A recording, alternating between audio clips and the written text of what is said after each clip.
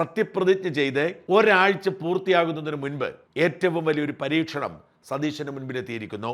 ഒരു വശത്ത് CPM-ന്റെ നേതൃത്വത്തിൽ പ്രതിപക്ഷം അതിശക്തമായ പ്രക്ഷോഭങ്ങൾ ആരംഭിച്ചിരിക്കുന്നു. മറുവശത്ത് അതിന് ഘടകവിരുദ്ധമായി കോടതി കട്ടക്കലിപ്പിലിറങ്ങി അവർ പറയുന്നത് പോലെ ചെയ്യണം എന്നാവശ്യപ്പെടുന്നു. കോടതികൾ പറയുന്നത് അതേപടി ചെയ്യുകയാണ് സർക്കാരുകളുടെ ജോലി. എന്നാൽ കോടതി ഉത്തരവ് നടപ്പിലാക്കരുത് എന്നാവശ്യപ്പെട്ടുകൊണ്ട് CPM ജനപിന്തുണയോടെ സമരം ചെയ്യുമ്പോൾ എങ്ങനെ ഇതിൽ നിന്നും തലയൂരാം എന്നത് സതീശൻ നേരിടുന്ന വെല്ലുവിളിയായി മാറുന്നു. ഈ കേസിന്റെ പശ്ചാത്തലം ആദ്യം മനസ്സിലാക്കുക.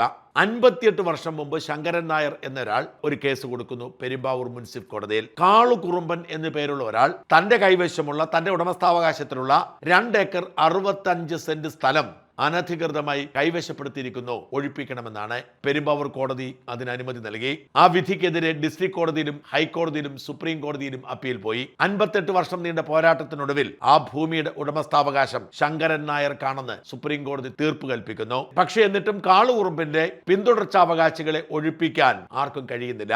7ഓളം കുടുംബങ്ങളാണ് അവിടെ പാർക്കുന്നത്. അവർ പറയുന്നത് ഞങ്ങൾ 100 വർഷത്തിലധികമായി ഇവിടെ പാർക്കുകയാണ്, ഇത് ഞങ്ങളുടെ ഭൂമിയാണ്, ഞങ്ങൾ പാവങ്ങളാണ്, ഞങ്ങൾ എന്ത് ചെയ്യാൻ എന്നാണ് അവരുടെ വാദം. പലതവണ കോടതിയിലെത്തുന്നു. ഒടുവിൽ ഹൈക്കോടതി കർശന നിർദ്ദേശത്തോടുകൂടി സുപ്രീം കോടതിയുടെ ഉത്തരവ് നടപ്പിലാക്കാനുള്ള ചുമതല പെരുമ്പാവൂർ മുനിസിപ്പൽ കോടതി ഏൽപ്പിക്കുന്നു. പെരുമ്പാവൂർ മുനിസിപ്പൽ കോടതിയുടെ നിർദ്ദേശപ്രകാരം 14 തവണ ഒഴിപ്പിക്കാൻ ശ്രമിക്കുന്നു. നാട്ടുകാർ എതിർക്കുന്നു, അതോടെ നടക്കാതെ പോകുന്നു.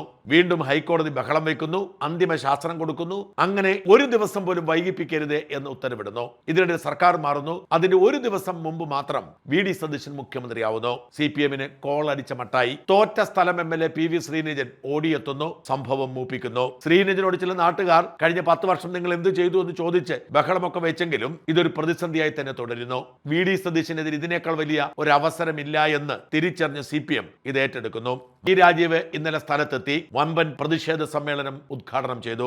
സർക്കാർ മാറി എന്നതുകൊണ്ട് പാവപ്പെട്ട ദളിതരെ ഇറക്കിവിടാൻ സമ്മതിക്കില്ല എന്ന് ഉറക്കെ പ്രഖ്യാപിച്ചു. കഴിഞ്ഞ 10 വർഷം ഭരിച്ചപ്പോൾ അവർക്ക് പ്രശ്നം പരിഹരിക്കാൻ കഴിഞ്ഞില്ല. ഇറങ്ങിപ്പോയ ഉടൻ സർക്കാരിനെതിരെയുള്ള ഒരു ആയുധമായി അവർ അത് ഏറ്റെടുക്കുന്നു. കേവലം പ്രാദേശികമായ വിഷയത്തിനപ്പുറത്തേക്ക് ദളിത് സമൂഹത്തിനെതിരെ UDF സർക്കാരിന്റെ ഭീകരമായ പോലീസ് നരനായാട്ട് എന്ന തരത്തിൽ ഇതിനെ വളർത്തിയെടുക്കാനും സംസ്ഥാന വ്യാപകമായി പ്രക്ഷോഭം സംഘടിപ്പിക്കാനുമാണ് CPM-ന്റെ തീരുമാനം. എന്നാൽ കോടതി അല്പം പോലും അയയുന്നില്ല. 20-ാം തീയതിയിലെ സംഭവ വികാസങ്ങൾ കൊണ്ട് ഒഴിപ്പിക്കൽ നടന്നില്ല എന്ന് അഭിഭാഷക കമ്മീഷൻ റിപ്പോർട്ട് കൊടുക്കുന്നു. പോലീസ് സഹകരിച്ചില്ല, പോലീസ് പിന്മാറി എന്ന് കോടതിയോട് അഭിഭാഷക കമ്മീഷൻ പറയുന്നു. കോടതി കർശനമായി പോലീസിനോട് പറയുന്നു, അഭിഭാഷക കമ്മീഷനും ആമീനും നിങ്ങൾ പിന്തുണ കൊടുക്കുക, നാളെ തന്നെ കുടിയൊഴിപ്പിക്കുക എന്ന് വെച്ചാൽ ഇന്ന് വീണ്ടും പോലീസ് സംഘം അവിടെ എത്തും. ആഭ്യന്തരമന്ത്രി ഇടപെട്ട് പിൻവലിപ്പിച്ചു എന്നത് സത്യമാണെങ്കിലും ആഭ്യന്തരമന്ത്രി പറയുന്നതാണോ കോടതി പറയുന്നതാണോ പ്രധാനപ്പെട്ടതെന്ന് ചോദ്യമുണ്ടാവുന്നു.